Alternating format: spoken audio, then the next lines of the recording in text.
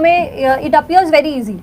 जैसे caste, everybody understands caste, everybody has a perspective of caste कि मेरे गांव में मेरी दादी जो है वो ये चीज़ अलग रखती थी या अलग करती थी या हमारे साथ अलग होता था. There is some concept of caste which we all carry, right. कहीं ना कहीं आप शहर में भी रहे हो तो भी आप कास्ट तो समझते हैं. But when you answer a UPSC paper ना, थोड़ा सा you'll have to go advance, you'll have to study about the thinkers and things like that.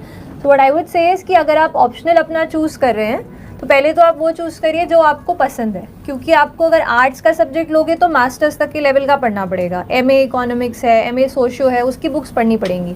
तो कोई ऐसा सब्जेक्ट जो 3 से 4 महीने में डिटेल में जाके पढ़ सको, वही सब्जेक्ट को लो. दूसरा, फिर ऑब्वियसली गाइडेंस अवेलेबल होना चाहिए.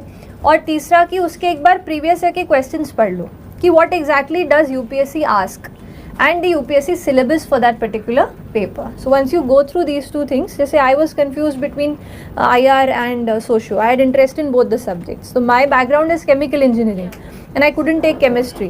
So I had to go with some art subjects. So I actually bought the basic books for the subject. I read through them for a week or 10 days, 20 days. And then I came to the conclusion कि I find this more interesting. Optional, how you have to choose, how I chose. What I did was, first of all, you should be clear with your aptitude. And even though I am an engineer, even though I have cracked the JEE, I was clear that I have better hang over the social subjects, social science subjects. अंदर से मुझे पता था ये बात, ठीक है. So that is why physics, chemistry, maths मेरे लिए मुझे नहीं लेने थे, even despite having a background in these topics.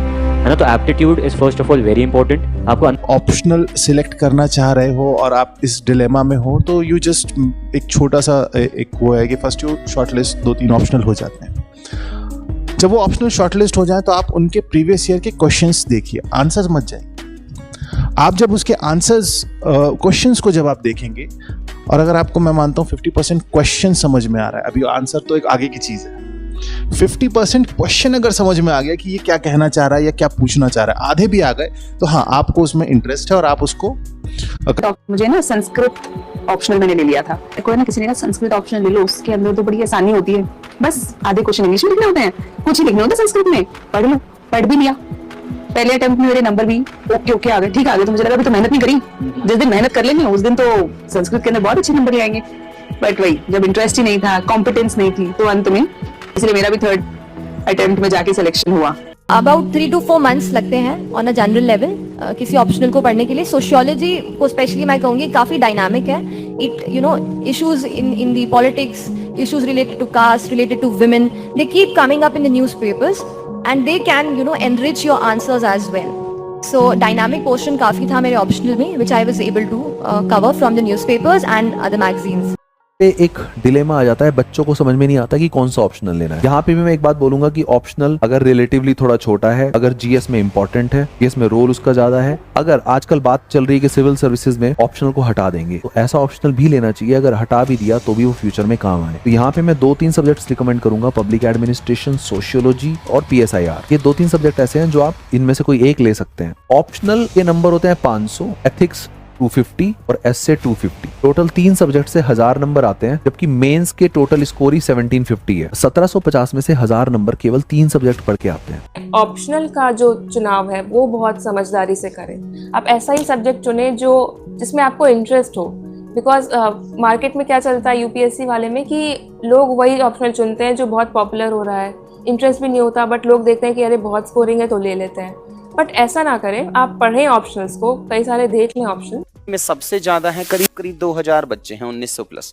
History है 750 बच्चे हैं, मैथ्स हैं 500 प्लस हैं, political science and international relations हैं 1650 के आसपास में, पब्लिक एडमिनिस्ट्रेशन 700 हैं एंड सोशियोलॉजी है 1250 के आसपास में. तो ये बहुत फेमस ऑप्शनल्स हैं जिनको हम कहते हैं, जिसमें 500 से ज्यादा बच्चा इसको सलाह ये है कि आप हिंदी साहित्य या इतिहास या पोल साइंस या ज्योग्राफी, इनमें से कोई रख लीजिए. सेल्फ से हर विषय हो सकता है. इसी के सबसे लेटेस्ट 73rd एनुअल रिपोर्ट के हिसाब से टॉप 5 ऑप्शनल सब्जेक्ट्स कौन कौन से हैं. वीडियो इंफॉर्मेटिव लगे तो सब्सक्राइब कर दीजिएगा. सबसे पहले 5वें से शुरू करते हैं. मैथ्स और हिस्ट्री. जिन लोगों ने भी मेंस अपीयर किया था उनमें से मैक्सिमम लोगों ने 5वें पोजीशन पे मैथ्स और हिस्ट्री ऑप्शन रखा था, जिसका सक्सेस रेट है 9.7 मैथ्स का, हिस्ट्री का 4.4. चौथा सोशियोलॉजी, जिसमें का सक्सेस रेट है 8.5%. फिर तीसरा आता है हमारा ज्योग्राफी जिसका सक्सेस रेट 6.1% है, बहुत बच्चों ने लिया लेकिन क्वालिफाई बहुत कम किए थे। नंबर 2 पे आता है एंथ्रोपोलॉजी जिसका सक्सेस रेट है 7.8%। एनी गेसेस पहला कौन सा है? पहला है PSIR, political science international relation, जिसका सक्सेस रेट है 8.9।